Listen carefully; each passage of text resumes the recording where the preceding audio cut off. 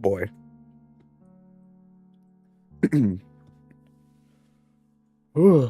All right. I will wait here for a few minutes.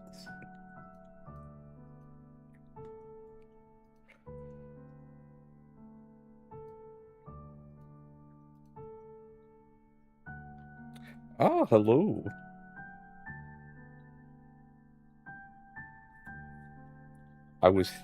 Let's see, I wash. Hello. You washing? Hello, hello. We will start soon. Right now, I'm just going to wait, give time for people to get in.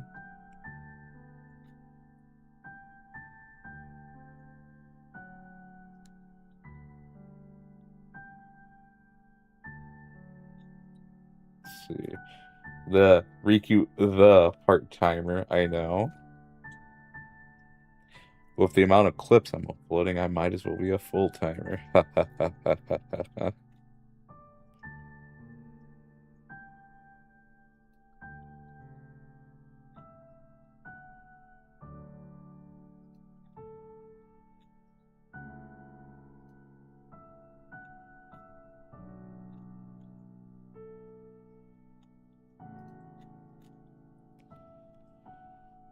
I'm excited for today's clip.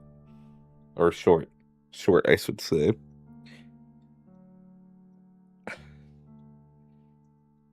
I wonder if Pivot's gonna show it to Corner. The reason I'm excited for this one is because I've seen a lot of your clips, but YouTube never know any time of your life. Ah. So, I have a theory for that.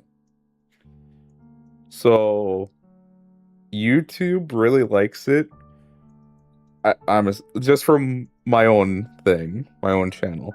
YouTube really likes it when I do things ahead of time.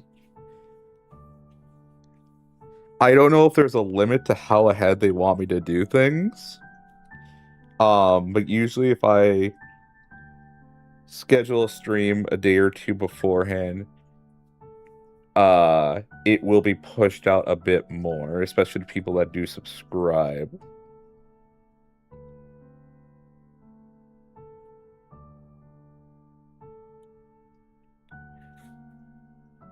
Like if I could do a bunch of shorts in a day, I would like to, but also I have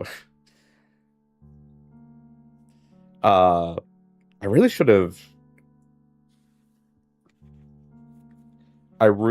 stopped doing the 2 uploads over the weekend last week and try to spread them out more. I just read some things online. It's like, I'll give it a shot. One thing I read that looking back, I should have been a little more aware. So the advice was like, oh, how to upload shorts, whatever. I saw two ones really stuck out to me. One is from like Chibi Doki, and another one is like from to me, it was a random YouTube channel. This one seemed like it was a channel dedicated to like helping channels grow. And I should have thought of the context for something, because I think the video is in context for new shorts channels. Meanwhile, I've had this channel for years now, 5 to 6 years. Well, it's going to be 6 years in September. But for 5 years, I've been streaming. I've sparsely uploaded. But I saw that they said, oh, hey, don't schedule your shorts ahead of time because they'll think you're a bot. And I was like, oh, okay, so maybe just uploading around these specific times. Like, I'll upload around 7 or whatever. Because 7 is when I usually send out the shorts. 7 o'clock my time, which is Central Standard Time, Chicago.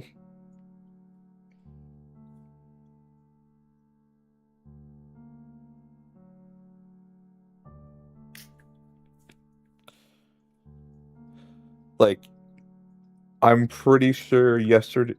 No. Damn, God, for video or proper schedule. Yeah. Streams, it's almost never. Shorts.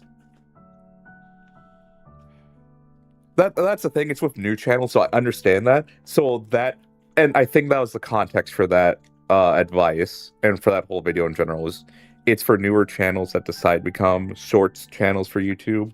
So that's why they get kind of like, that's a flag being raised of like, you might be a bot because, oh hey, new channel, you're gonna upload like a popular streamer's shorts or whatever and make a bunch of money. And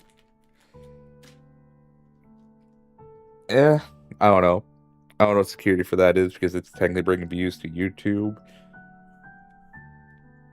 I mean, I appreciate a bot account not being allowed to kind of pop off, but how do you tell? But yeah, so yeah, now so literally I think back on Sunday or Monday, I literally went back to 7 p.m. every day. I tried to upload a short. So yeah, now if you ever want to know when to expect a new short from me, it's literally 7 o'clock. So if you live in a different time zone, just calculate for Central Standard Time.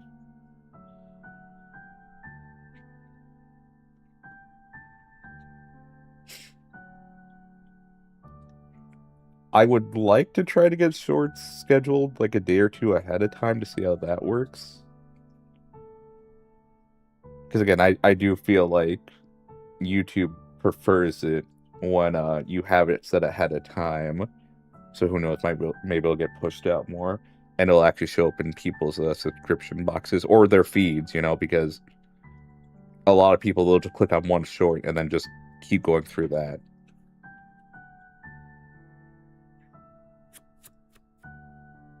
I mean, that's how I got so many subscribers, is so that it got pushed out. And then from what I learned, apparently YouTube will send it out to different clusters of folks, see how how receptive they are to it, if they like it. And then for a while, if you aren't subscribed but you keep watching it, it'll keep showing up. But if like you don't like your subscribe, I don't know how that works.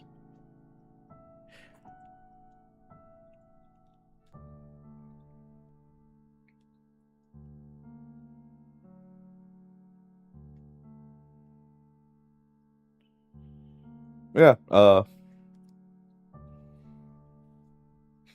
I would like to at one point get to 2 shorts a day, but we'll see. I mean, I still have to do the 500 subscriber Q&A, but all of April just got obliterated because my throat just decided to have a meltdown. I just got a really bad cough. Our attendance spans are doomed. That's fine.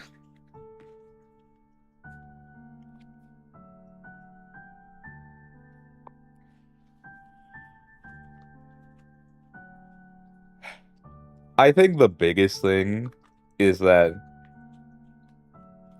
if attention spans are quote unquote, you know, you can't spend too much time, then I think what I learned in college is probably the best is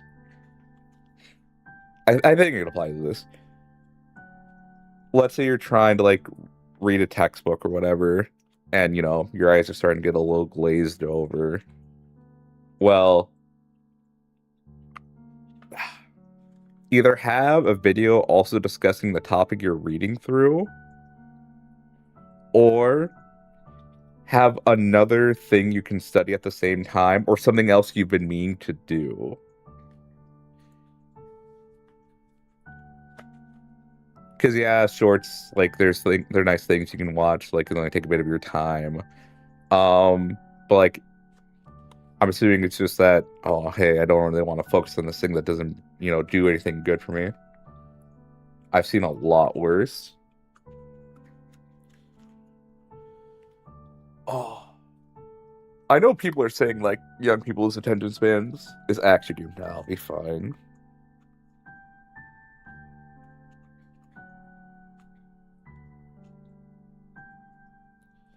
I feel like teachers just need to change the strategy a bit.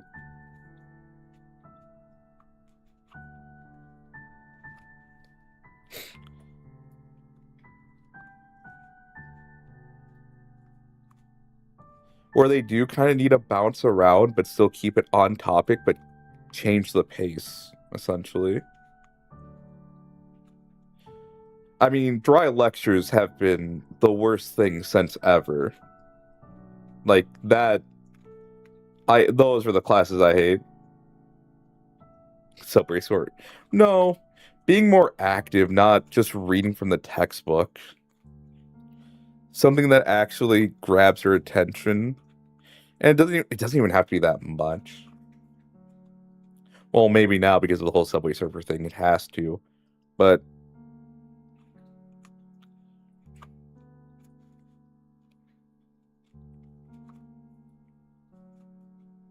because again, when I say dry lecture, I mean reading from the textbook. Oh, what kind of classroom do you need to go? Wait, the dry ones, the ones that literally read from the book, the ones that just expect the students to just sit there and then just follow along with the book, or just listen to the teacher and take notes. Those are the classrooms that should have gone away. Oh my gosh, I don't know why they thought that was a good idea.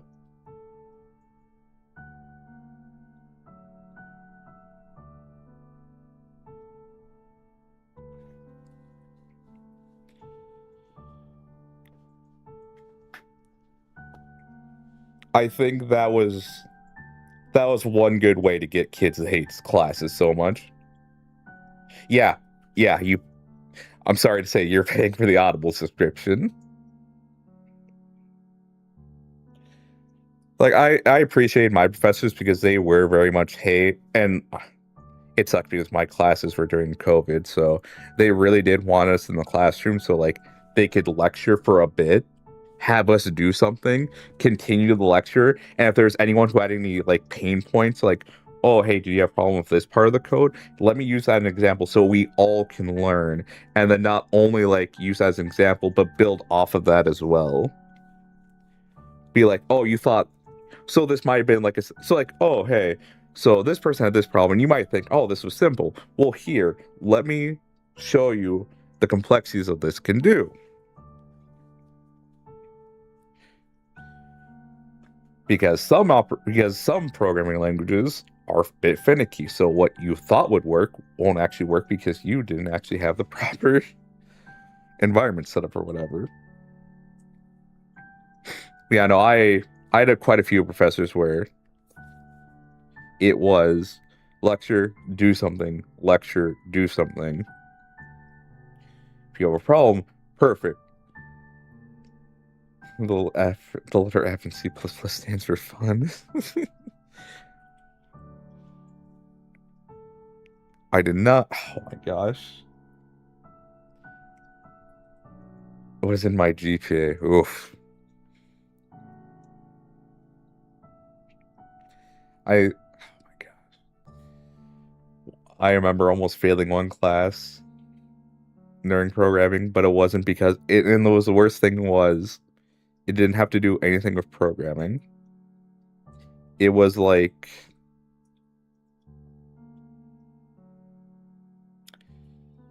it wasn't information security. It was something along the lines of information security because I didn't get a computer engineering degree. I got like a computer programming one, but also they wanted you to have some knowledge of help desk stuff. But then I did have more emphasis. The degree was weird. It was also a transfer in degree. They only just recently added in computer engineering as a degree, which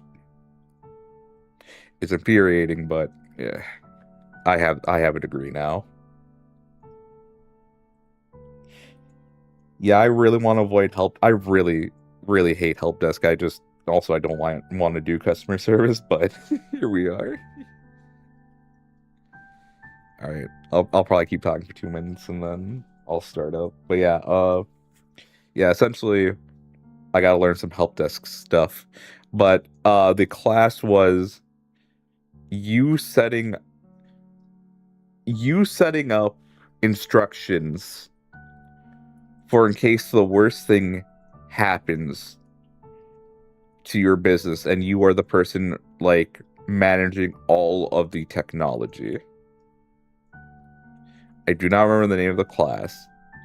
I just remember that I think I missed one class, and that one class was the class that talked about the big project we're gonna do for the rest of the year. I forget why I took that day off. I don't remember if it was if I was just really sick or something else.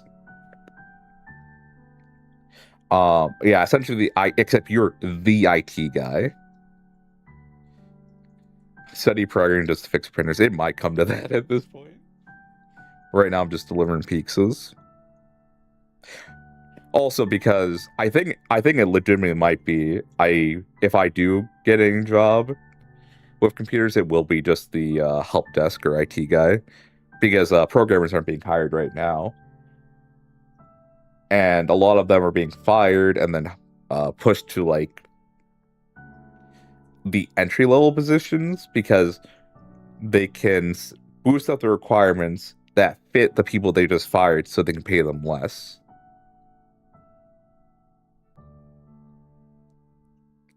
Have you considered getting certifications? I have gotten a few certificates. No, like one or two. I'm gonna say I know one for sure. I remember. That was a bit ago though. But yeah, no, that would probably help in the search is getting not a resume, certificates. And if I really wanted to help my future help test, cybersecurity. Oh yeah, no, cybersecurity.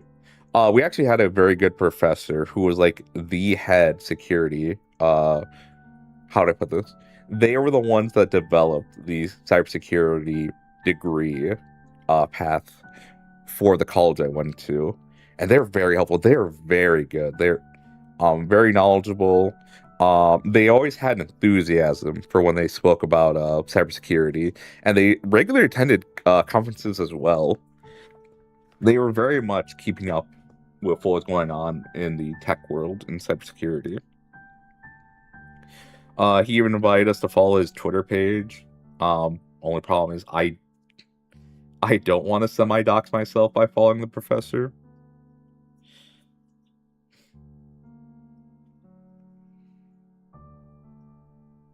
Because I only have the one Twitter account.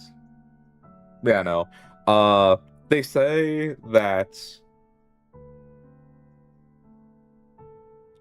for programmers, the market might correct itself in 2 years. It might be faster at this point just because of how much people are going against AI, and yeah, like a lot of money has been invested into it, but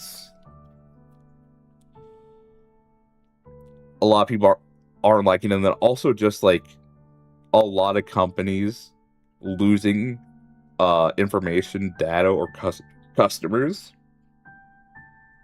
because they let AI in charge, and a lot of companies can look at that and go, oh hey, well, we're not going to do anything dumb like that. We're just going to do like the chat GPT thing.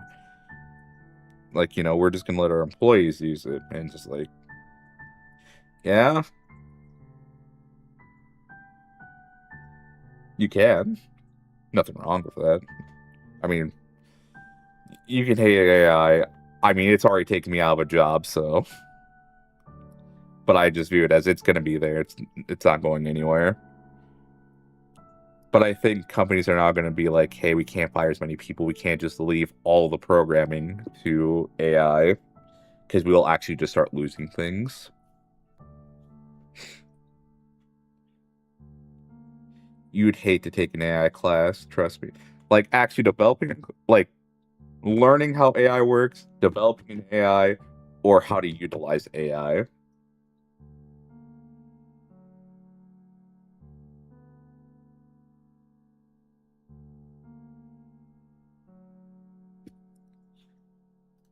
Let's see. The natural language processing.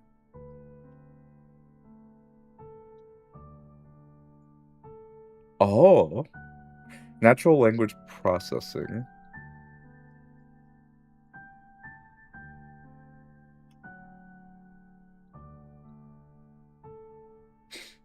I'm just gonna say, we had nothing like this, I believe, in my college. Even for masters, I believe we didn't have anything like this.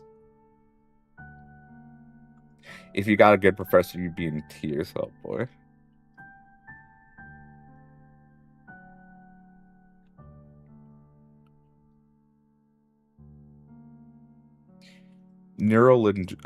Linguistic programming. Natural. Yeah, no, we had nothing like this in my college. Again, when I was just about to leave, the computer engineering degree had just been introduced. So now there's an actual emphasis on learning to program and everything associated with that.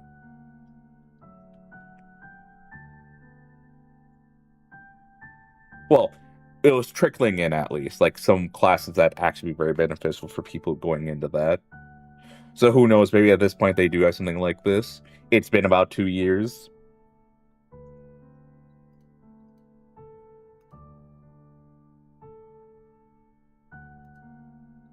Also, I will just mention, especially the Pesterquest / Homestuck streams, they're definitely the chatting streams because it always there's always something that'll just get me to just keep talking.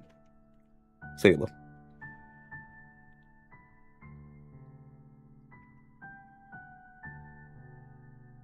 I could probably my account should probably still be active on the camp or for the college. So I could probably just check to see what classes they have. The lore, Rikku, the lore.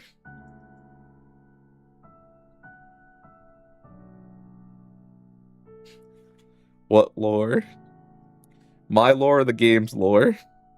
I don't know. That just reminds me, Corndog asked, when is the Rikku lore video happening? I took this morning, I was like, I have to get this out. But I literally looked at them and I was like, I don't know what to say for that. Because I looked at all the questions like, okay, generally this is what my answer would be, but I want to take some time to think on them. Some more. Some of them are very straightforward. Other ones are like, no, I actually need to take time.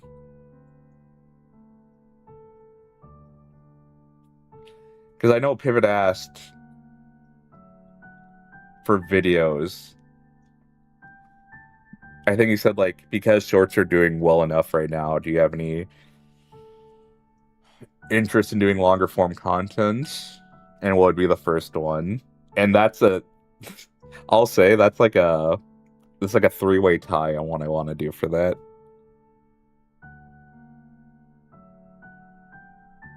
All I'll say is one of them is Homestuck. Does your mic sound a bit weird? I could probably... Give me a second. Let me hear from your end. Let me turn off the browser thing. Okay.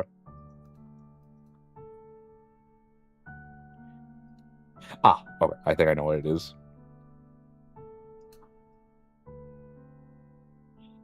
Alright, so this should probably help with that.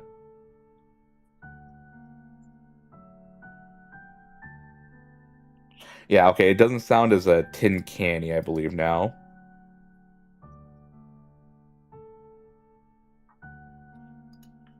So, thank you for letting me know.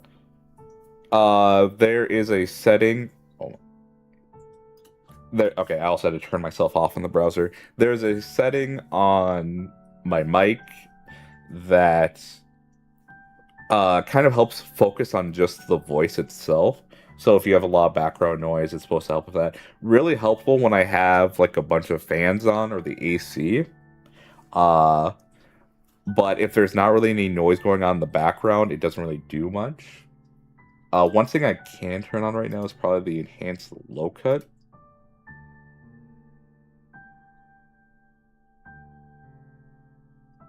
Compressor settings. Okay, that might have been...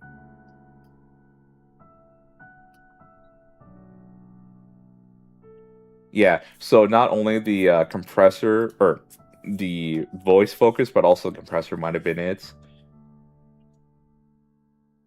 Because, yeah, you are right. I did have the compressor on. It gets ducked pretty hard. Ah, okay.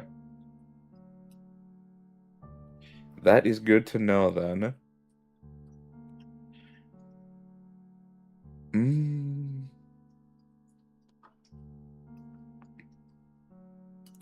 Okay, I think now it shouldn't be... Yeah, no, so when I'm speaking regularly, it shouldn't be getting touched at all, then. So right now, it's like about half of what it was before. It wasn't even that high to begin with, but my regular speaking doesn't come near it, so now it should be pretty good. I did not realize the settings were that high. I just switched over to this. Also, I'm using Elgato Wavelength 3. Sounds fine now. Perfect. Alright, we'll keep it around there then. Oh yeah, what was I thinking? Yes, Corndog asked about a lore video, and my only thought was, for some reason in my mind, I just imagined, like this Rikku bottom right without the hoodie, and it's like, oh, how did Rikku become Rikku? So just imagine this character here in bottom right, no hoodie, goes into a store, goes, how can I help? And then literally just latches fanged teeth onto leg and just starts shaking them violently like a dog with like a chew toy. And then next scene is literally me with the hoodie on.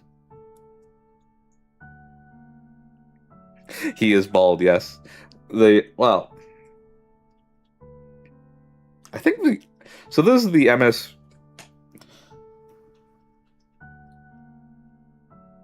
MSP readers to the Microsoft Paint for Homestuck just in my hoodie because they are just always in some accessories. Or at least when we first start seeing them more and more. They have a hoodie on, and then now in this one they're starting to get new outfits every so often. But I myself have luscious mane. It's just for these streams. Demon Zuri created this, and I really like it. So that is what we use for these streams. Anytime a game is too intensive, I'll usually not use my VTuber model. Yeah. Also, the reason I'm willing to say, like, the lore video and that whole sequence is because that's not what I'm gonna do. I just thought it was really funny. It's like, when's the lore video? And it's literally just a few images, Feral Rikku, and then Rikku with hoodie on.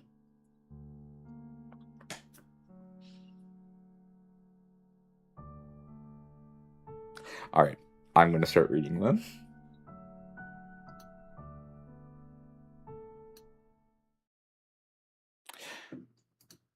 Okay, we are off. So, Life in the Dream House. As you've had occasion to remark before, Alternia is a dark world, both because it's night all day long and because of its hideously brutal society. Where the strong prey on the weak prey on the weaker, and all this preying ends only when the survivors are shipped out to prey on everyone else in the galaxy. Alternia's cruelty has been on your mind for a long time, but recently it's begun to feel intolerable.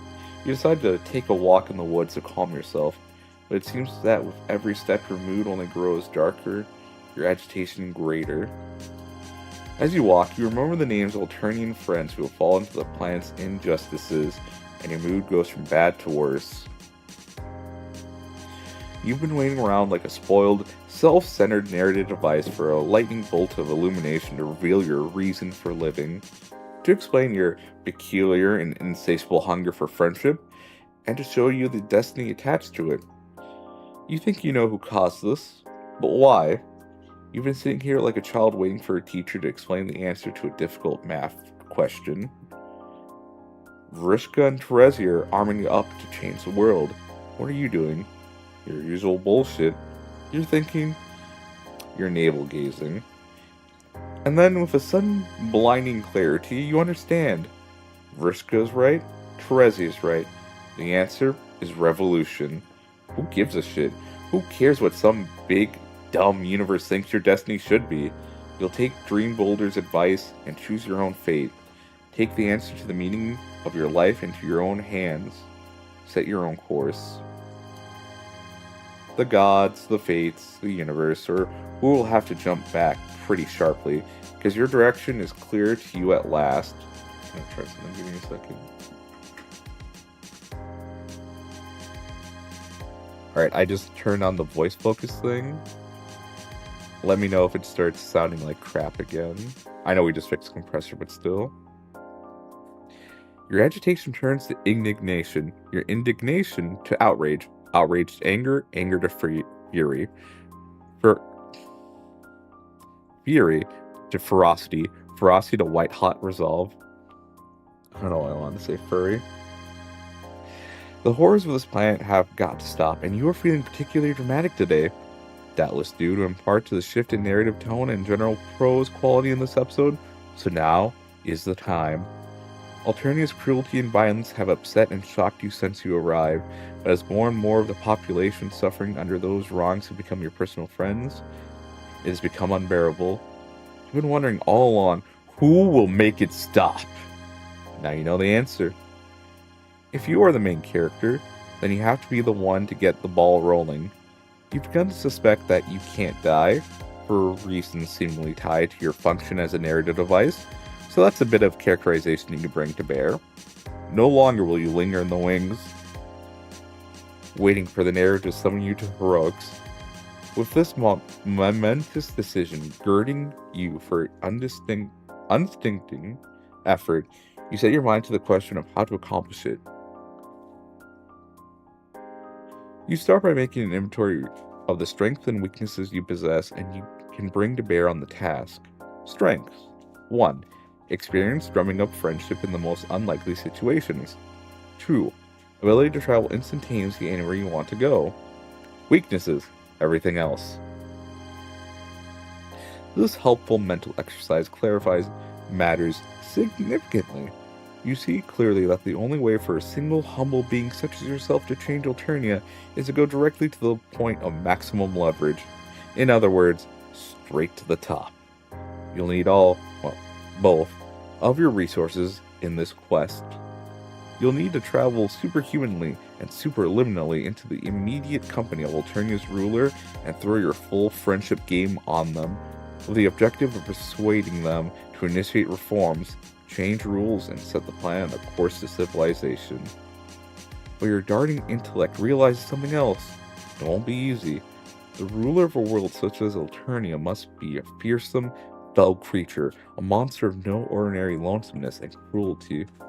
On Alternia, you've seen some gigantic, ravening Luci, genocidal clowns, murderous high-bloods, and every kind of grimsly crime, to a point of making belief in Santa Claus almost impossible. It stands to reason that the leader of such a world must be the cruelest, gruesomest, most terrifying being of them all, a being of nearly impossible evil. For the first time since this plan caught fire in your mind, a whisper of doubt creeps in. It occurs to you that the most likely outcome of your quest for the reformation of Alternia is a scenario where your internal organs are festooned over a wide area. Your eyes popped out of your skull, and your brain splattered to a fine mist. While experience suggests that you're non-killable, that sort of thing may offend, not to mention be excruciatingly painful. Press on fearlessly with your quest. Scorning all difficulties, you decide to press on fearlessly with your quest. You gather yourself, assign your soul to heaven or whatever, prepare for the worst. You close your eyes and think, take me to the highest being Alternia. Then you grit your teeth and prepare for the ultimate horror. You feel the familiar sensation of superhuman/superliminal travel, and the world changes around you, running you somewhere else, somewhere that feels quite different from your previous forest location. Very different, actually. A lot wetter. It quickly becomes apparent that there's good news and bad news. The good news is that instead of an eldritch monster, you've materialized next to a rather pleasant-looking troll girl with fins on her head and wearing goggles and a tiara. The bad news is that you're drowning, as you seem to have materialized in the middle of an ocean. Your own greetings may seem a bit less cheery in that it consists of thrashing wildly with your eyes bugging out as you fight not to inhale while trying to concentrate on zapping yourself the heck out of there. The troll girl watches in astonishment, but suddenly seems to understand. You see her take a big breath of water through some gills on her neck, and then something starts to come out of her mouth. A bubble. The bubble expands and expands until you feel its boundaries break over you, and suddenly you can breathe. You collapse coughing and gasping onto its floors, which feels like the inside of a huge submerged balloon, yielding, but effectively keeping the water at bay. The troll girl sits across from you in the bottom of the bubble, studying you curiously and anxiously. Glub, glub, glub. Are you okay? Recovering from your brush with drowning, you're able to notice with relief that despite her conversational quirks, she looks friendly, even glad to see you.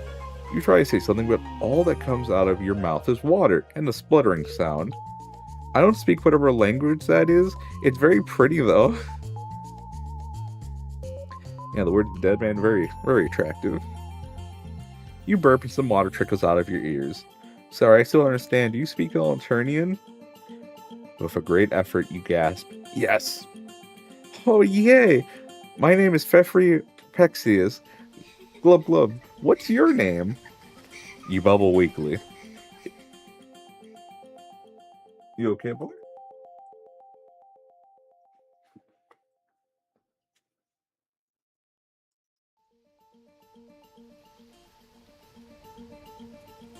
Cats are going a little crazy right now. It's nice to meet you, Blub. You nod politely, expel another half-gallon of water, then weakly say it's very nice to meet her too. Not least because if she hadn't been there, things would have gone unpleasant for you. You're welcome. What are you doing there? Or what are you doing here? Almost nobody comes this way. It's not really on the way to Anemoware.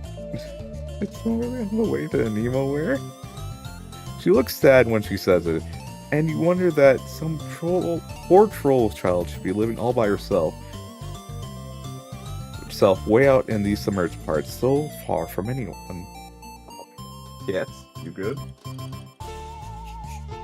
How'd you manage to appear from nowhere like that? You almost gave me a heart attack, Glub Glub. You tell her you were trying to use some superhuman power you have to go visit the highest being Alternia. Oh, the troll girl seems to perk up at this. You want to come visit me? You shake your head vigorously to try to get some of the water out of your ears. The troll girl looks disappointed. Well, you didn't come to see me? You apologize and say that you're quite happy to be visiting her, but that you misheard her last remark. You thought she had implied that she was the highest being Alternia. Just goes to show you how deep submerged and waterlogging can cloud your hearing. Oh no, Glub, you heard me right. I am the high... I said this last time, but this just... I feel like with all this parentheses, I'm looking at a math equation. But yes, I have three cats. Char and Sayla are brother and sister. And right now they're just, like, play chasing each other. Oh no, Glub, you heard me right. I'm the highest being Alternia. Most of the time, I'm the future Empress, heiress to the throne of the Alternian Empire. Which is a great big loving pile of whale poop as far as I'm concerned. What? You look around for the multiple razor-toothed, fire-breathing, acid-spitting heads, tearing claws, and bad attitude that you're sure Alternia's highest being must have. Then you start to remember your Alternian social science. You haven't had any formal Alternian education. You're not even sure narrative devices, however indispensable, are eligible to sign up for classes. But you pick this stuff up when you hang around a place long enough. So you know that the Empress spends most of her time off-planet leading merciless trolls hordes in conquest of the galaxy. You also know that there's only ever one other member of her royal fuchsia bloodline, the heiress, in existence at any time, as long as a condescent doesn't kill her on the rare visits to the homeworld, that is. The troll girl gulped sadly, and you realize that being the only fuchsia blood on the planet must be lonely. Not only would you have enough strength to accidentally tear any troll who visited you limb from limb without noticing, but you've heard some sinister things about the heiress's Lucis. This game must be long as fuck. Not really.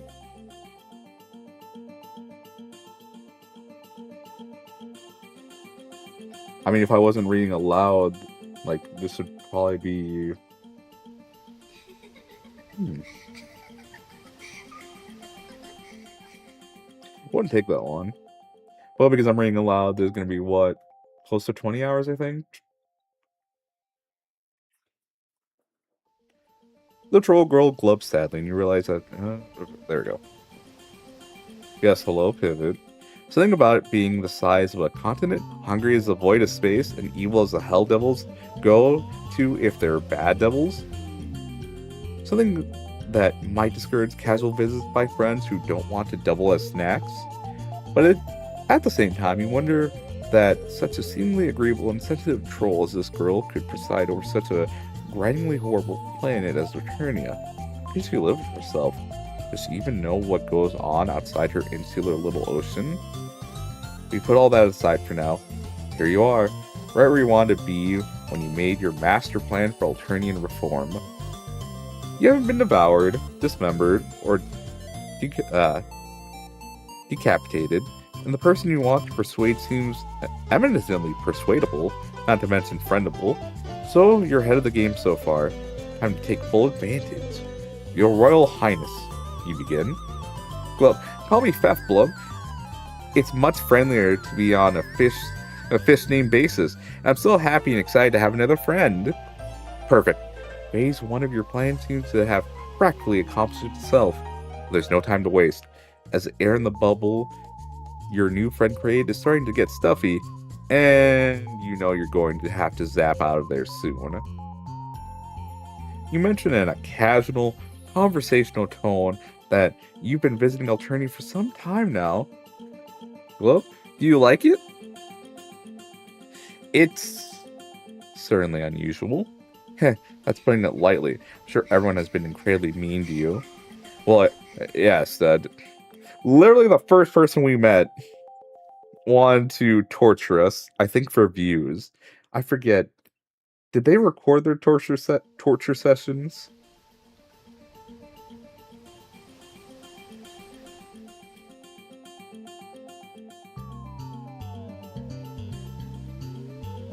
Also, she had like multiple like torture victims. Yeah, so this is Pesterquest, which is an extension of Homestuck. And in Homestuck, there's a planet called Alternia. They're full of beings with called trolls. And they have essentially a society of the weak should fear the strong. And they have... Well, how do you get strong? Well, typically it's determined by your blood color. Fuchsia, which this girl is at the pinnacle of the blood hemoglobin spectrum. I forget what it's called. Lowest cast blood is red. So us humans are the lowest on the totem pole if we live there. And there are some trolls who are born with red blood, and they're not as strong. They don't have as much capabilities. Doesn't mean you can't achieve ridiculous feats like Karkat, because Karkat manages to win a fight against an impossible being. But regardless, typically, yeah, your blood color determines your capabilities, where you sit in society, and all that. She is the only fuchsia on the planet. And yes, again, this is a strong eat the weak kind of world. And once they reach a certain age, they are then conscripted into the military and begin a multiple galaxy spanning conquest of the stars. Can I eat the if you can eat the eat, then you are the strong. If you can eat the strong, then you are the strong. That is how this works. So if you can eat the bigger fat fish, then why would you not? I'll tell you one reason, because that is taboo. Because you don't know your place. You're of a lower blood type. Or a blood color. You're not supposed to be able to do that.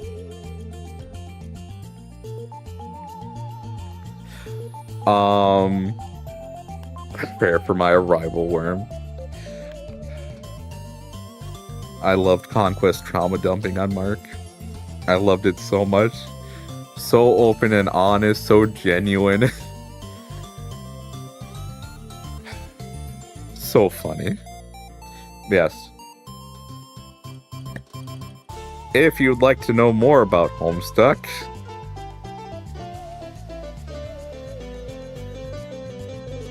oh no, I can actually link this. Because I was going to link the webcomic, because I was like, I don't remember Homestuck.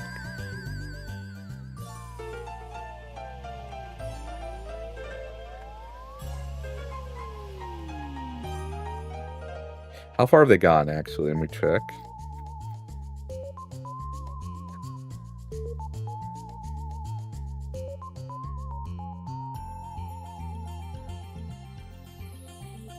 They've gone to the end of Act 6, Act 5. And they just released Act 1 ×2 combo. They've gone really far, actually. It's so interesting looking at this. They only release a few audio episodes every year. Like last year was 2, the year before that was 2. The year before that was 2, and then they had a 2-year hiatus. Yeah, they finished Act 6, Intermission 4, and they just took 2 years off.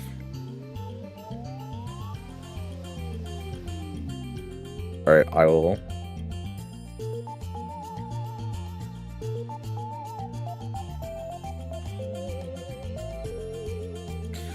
So that is a link to what the Let's Read Homestuck.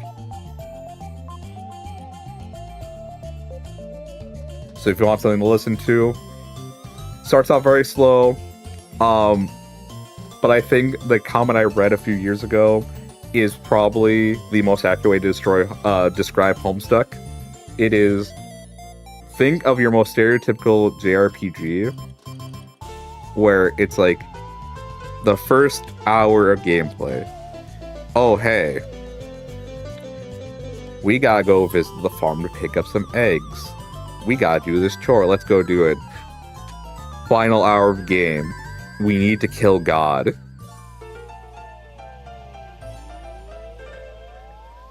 It is...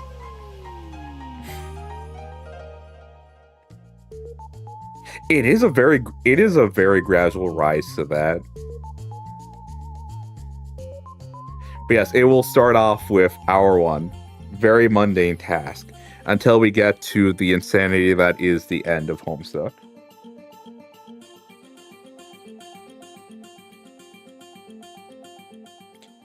You can read Homestuck. I don't remember if the actual website's still up or if it's been maintained. There's also a better way to read it. I think you have to go to a GitHub for that, though. But I would say... I don't know what's better. For me, it was better to listen to Homestuck instead of reading. I'll say that. It was better for me to listen instead of reading at the start. But I think that for everything I read at the end, I think I would have preferred reading it. I think listening to it would not have been... No, I think listening. Either way. If you want to know more about Homestuck and this whole thing, it's going to take you a bit to get to this part of Alternia, learning about the trolls. But, in my honest opinion, I feel you need the opening parts in order to make Alternia and the interactions with the trolls as good as they are.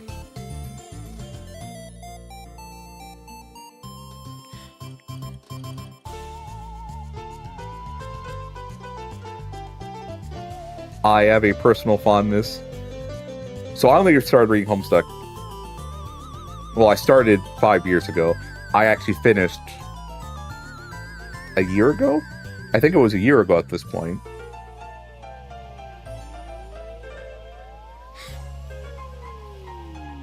And it just reminds me of a lot of like different webcomics I'd read as a kid when I go on the internet. So yeah, I like it. It takes a bit for me, it took a bit to get going though.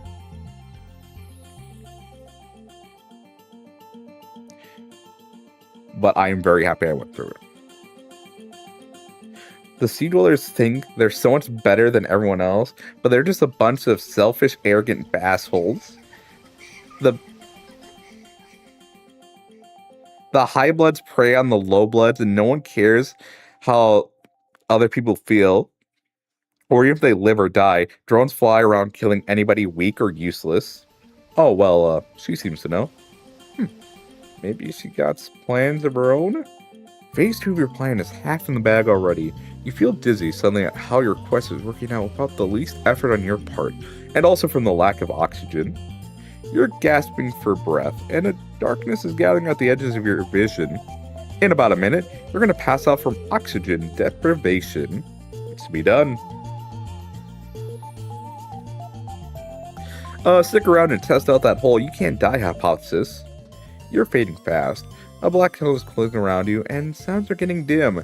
You wiggle your fingers and try to gasp out an entreaty. Glub, are you okay, Blub? For reply, you clutch your throat, fall heavily to the floor, and lose consciousness. You gradually regain consciousness, and as you do, you realize that air is going through your lungs. Fresh, oxygenated air. The most beautiful thing you've ever felt. You realize also that you're in a platitile, though messy, room.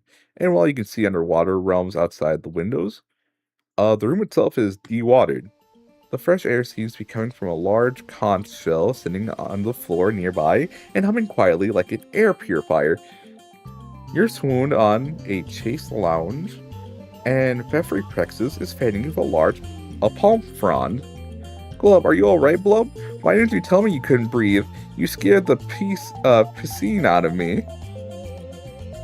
You struggle upright and try to smile bravely. You apologize for scaring her, but observe that one of the symptoms of not being able to breathe is not being able to talk. You thank her effervescently for saving you. Glub, that's an Empress's duty. Instead of encouraging people to be mean and hurt each other, she should do whatever she can to help them. A tear comes to your eye and a lump to your throat when she says that. She really means it. You have a couple of suggestions. Of course I mean it. I'm glad at how abysmal things have been around here.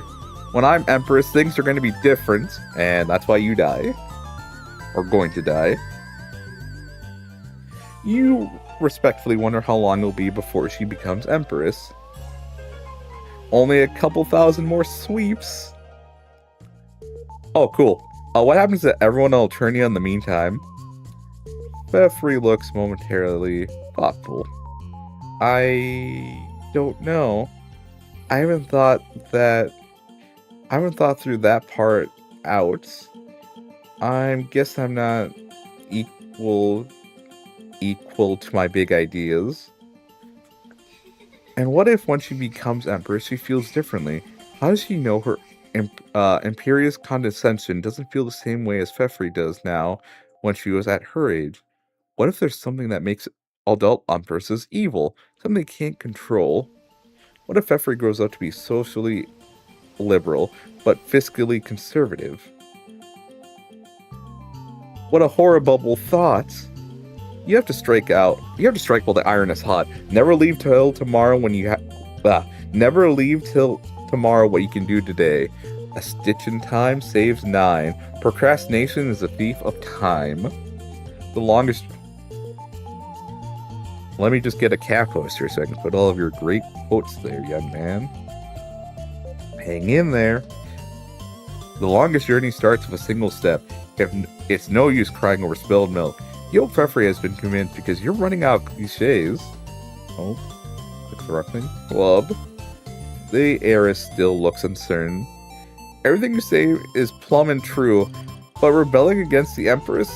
It'd be so dangerous, and I'm not sure it'd be right. It might cause globule to make the vast glove.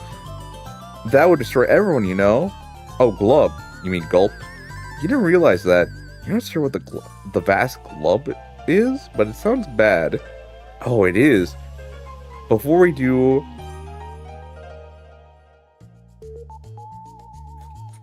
And... I hate the fish puns, and I hate that she uses parentheses for H's. Before we do anima thing, we need more guidance and advice. As Eris, I have a special mythical periscope, you know? You didn't know that. It sounds made up, but a little metaphysical advice might potentially come in handy at a time like this. Without further delay, the Eris goes on to an ornate, jewel-encrusted tube that rises from the floor of her palatine bedroom. It seems to extend into the underwater depths, though air pressure seems to be keeping the water from flowing through it into the room. She yells into the tube, louder than you could have thought someone so agreeable looking could yell.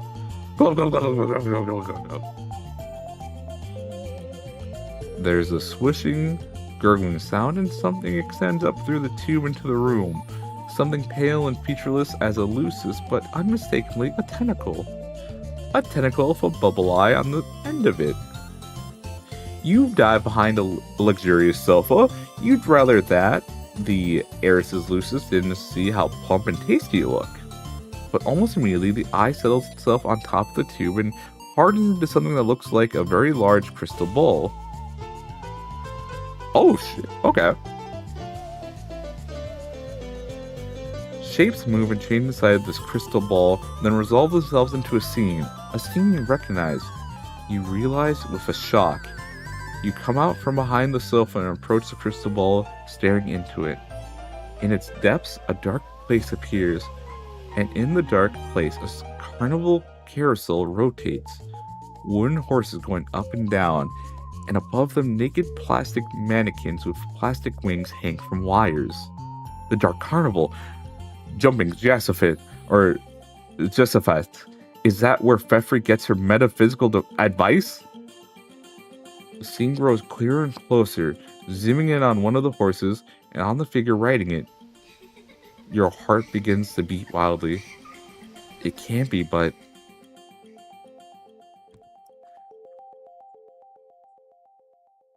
Karako.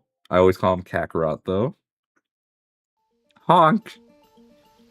Suddenly, you're dancing around the room with joy. You grab Fefri and whirl her with you as you dance.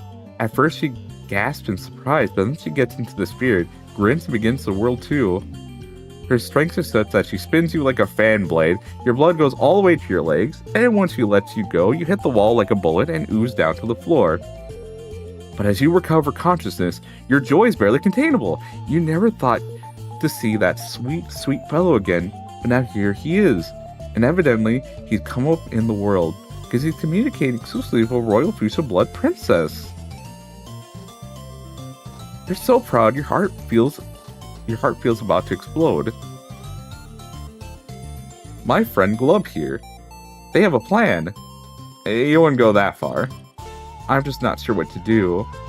Honk, honk, honk, honk, honk, honk. So, a little context on Karako, or as I call him, Kakarot.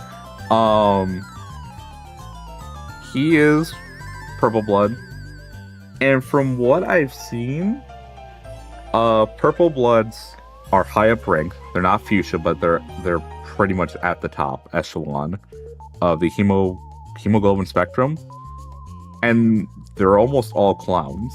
I think they're all clowns. I think I could say with confidence.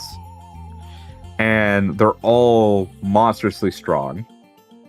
And they all seem to worship this thing called the Dark Carnival, or a majority of them. At least the ones we've seen have referenced a thing called the Dark Carnival, which is something we just peered into. They have a whole religion dedicated to it. And Kariko is essentially, to put it quite bluntly, the runt of the litter, where a lot of the other trolls, they're either average or very large in stature. Kariko is very small, and I believe he doesn't have the strength of the other purple clowns, but he's still strong compared to other blood types.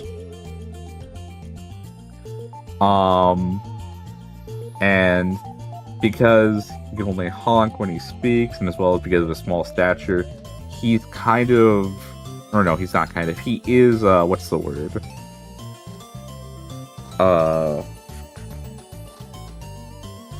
Shunned? Oh, there's another word, but shunned, essentially.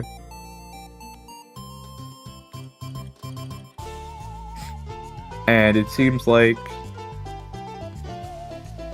due to whatever events happened in another game that hasn't been followed up on yet, that will take place in Dark Carnival, he's having conversations with Fefri, the princess here, and it seems like he's having a decent enough time, and he has a friend, especially the Empress, so I'm glad.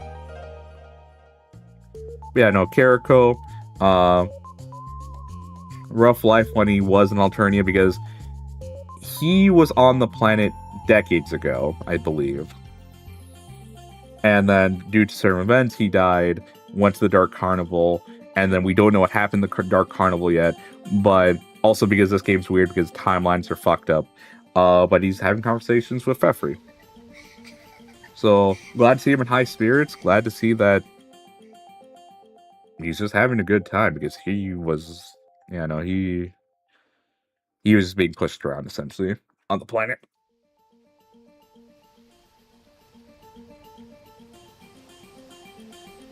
I'm just not sure what to do.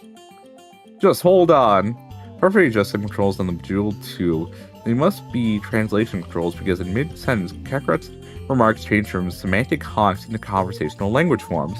And when they do, you realize that this isn't the same Kariko you knew way back when.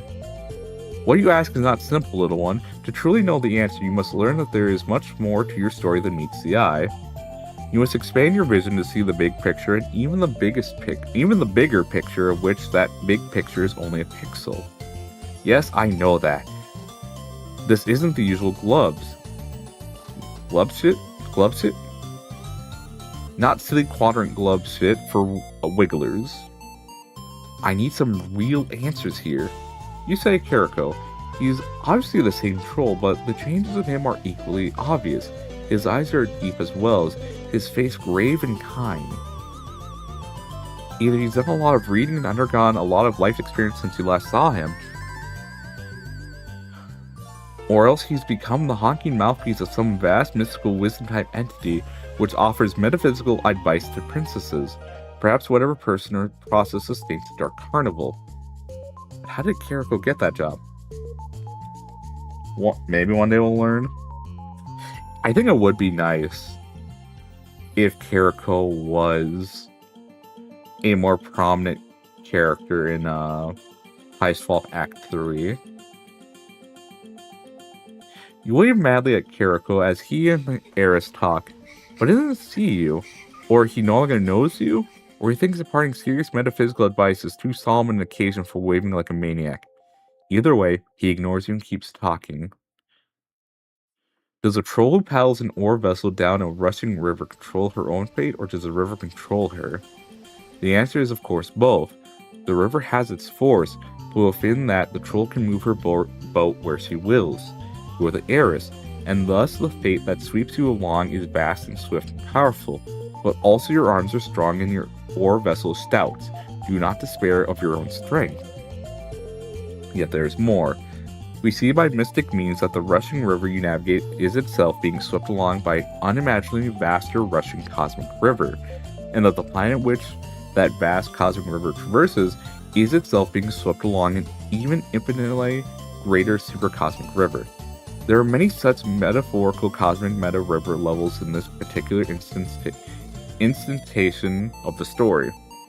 Thus, even if you roll with the utmost power to change your course on the river you are navigating, the river you can see, the other meta rivers continue to sweep you on as before, without regard for any tiny adjustments you may make down at your level. Yet do not despair. You may yet, through long and deep meditation, transcend the bounds of the small world, rising higher and higher so that you are able to see and comprehend and transcend those vast and meta-vast cosmic river levels one by one. And what you can see, you can learn how to navigate using meta vessels and meta ores fashioned from the meta cosmic star stuff. Yet also remain humble. Above the creator of this world is yet another creator, and above him yet another creator greater than even him, and above her yet another creator. These vast powers move all things like pieces on a chessboard, yet if the chess pieces grow wise enough, they may move the movers. The powers that move in these universes upon universes are unimaginably large, and as yet you are unimaginably small, yet nonetheless for that you are in your smallness and your small world are indispensable, like a key piece at the bottom of an infinitely tall Jenga tower. Knowing these things, you wish to undertake the great work of awakening and alignment that will bear you into the full light of reality. It is a work of millions of mantras, thousands of sweeps, and hundreds of lives. Or, knowing these things, you instead choose to ply your vessel into the water of your own world, remaining the person life has made you. Remaining a key yet unknowing piece in the towering stack of universes, influencing your own destiny on your corporeal river, yet to destinations beyond your understanding and fulfillment of the larger story. Either choice is noble, little one. Your only duty and burden is to choose the one that seems best to you. Fref returns to you. It's clear that both courses described by the wise one speaking through Karako hold attraction for her, and that she's on a razor's edge between them. The merest word from you will be enough to lead her to one direction or the other. Which way do you choose to lead her?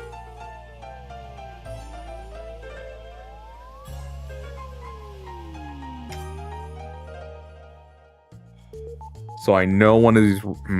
I can't say that because we didn't choose the other route at the start.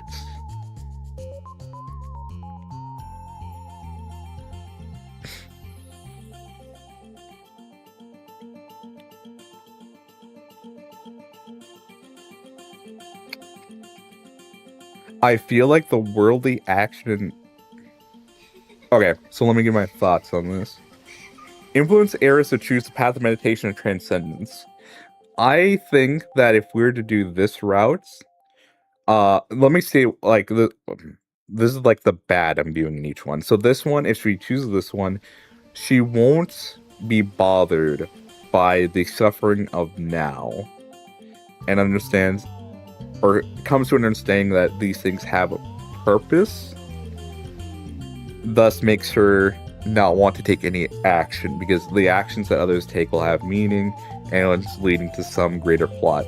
So instead of doing the action she wanted of wanting to end the suffering, she'll just allow it to continue. And then for this one, influence Eris to choose the path of worldly action and accomplishment.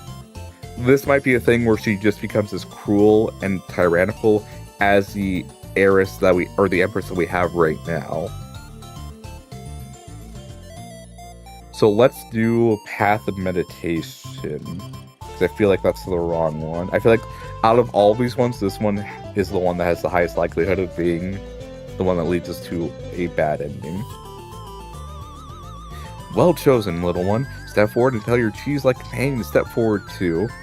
A friend to share your transcendental journey is a blessing, and they seem a noble and loyal cheese, though perhaps a bit overexcitable. You and Pfeffrey step forward, and Karako's hand comes right out of the crystal ball, divides in two, and taps each of you on the forehead. At the tap, you feel a powerful fire course up your spine and through your chakras, and the roaring flames obliterate all the world. When the flames subside, resonant silence reigns.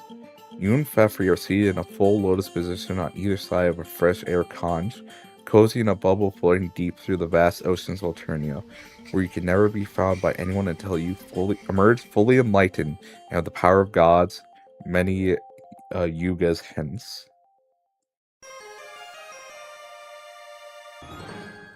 Eternal spiritual siblinghood. Victory.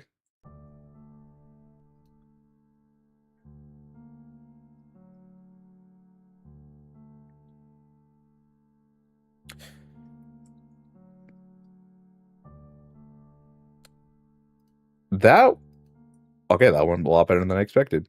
We'll take it. Oh, nope, wrong one. You're not doing this one.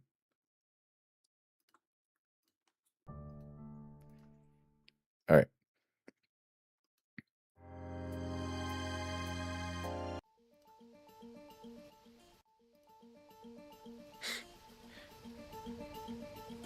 Well chosen, little one. Step forward and tell your marshmallow-like companion to step forward too. Help me to share in your worldly efforts is a blessing, and they seem a noble and loyal marshmallow, though a bit manic in the hand-waving department. You and Pfeffrey step forward, and Kariko's hand comes right out of the crystal ball, divides in two, and makes gestures of blessings over your heads. You immediately feel strength and courage coursing through you, and as the loosest tentacle turns back into an eye and withdraws from the tube, you turn to look into Pfeffrey's sparkling eyes, and you see that she is feeling the same intrepid energy. Yay!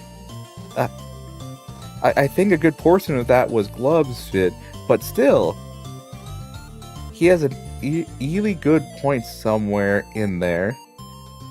We can't just be canoes, we have to be fish.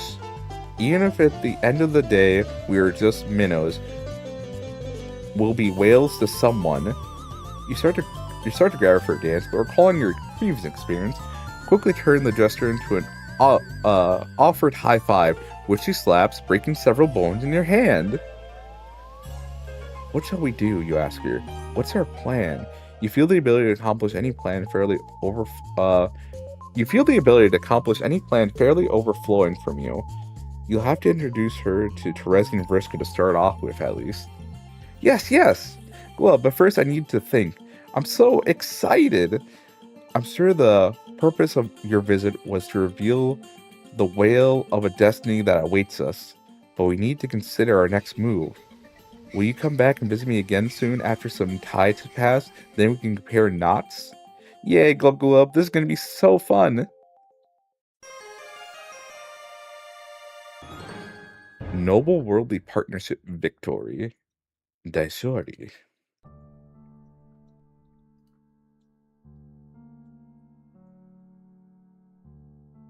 Oh, that's interesting. So I guess the game kind of... that's an interesting little bug. So the bottom choice... okay, so I think it's just mixed up. So somewhere in the code, they just put these in wrong. Because the top choice was the meditation, and the bottom choice was the action one. So maybe in the code, like, these two are supposed to be switched, but, like, it doesn't matter because they assume players are just going to get both these endings. Because, yeah, we did not have this one. Well, we did do this one. Unless I'm going crazy and actually got the right ones. But I'm pretty sure we saw this icon and not this one when I came to this page.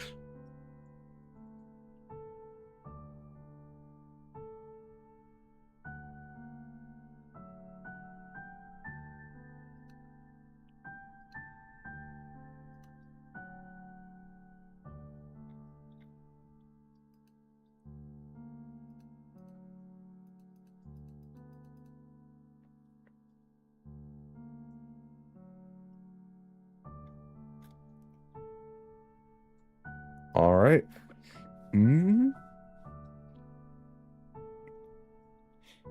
I think I'll call it there, actually, because I did just kind of want to finish episode 10. I thought this was going to be a lot longer because we were dealing with, essentially, the royalty of the planet, but no.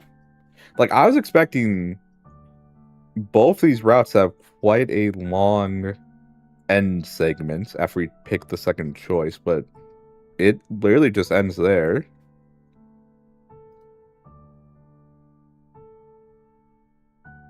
All right. So next week we're gonna... I would like to do 2 and 1, but I don't know. I don't know if I'm gonna have time.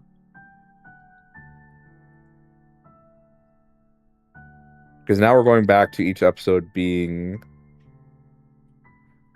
just one whole part. I don't remember if these ones were longer than these ones together.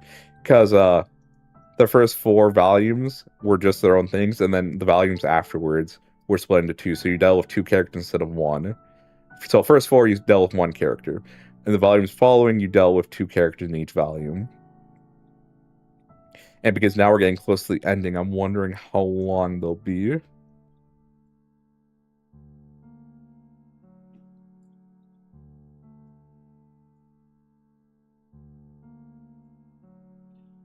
Alright.